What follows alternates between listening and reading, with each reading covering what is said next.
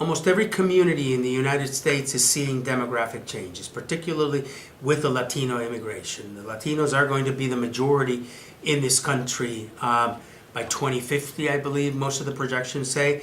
And the Latinos coming from 27 different countries in Latin America are not a homogeneous group. So the endorsement program, if it is well constructed, if it gives the students the opportunity to understand the cultural differences, to understand the impact of immigration for many of these families, the dramatic change that is implicit in moving to a different country, I think gives them the sensitivity, first of all, to deal with the students.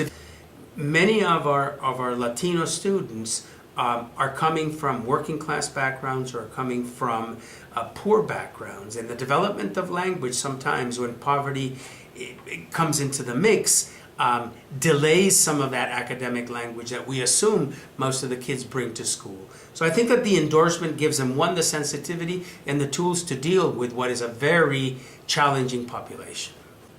Rather than as a weakness, using it as a positive rather than as a negative, to bring them into language acquisition, in this case English, but also hopefully retaining some strength in Spanish. You have so many young Latino men and women who love kids. I mean, it's almost in the genes. It's almost they're grown up with a family culture of loving brothers and sisters and parents. But they have already a love for children that I think is really something that attracts them to teaching. I can't tell you the number of former students I've had as a teacher, as a principal, who have gone into teaching. They did well.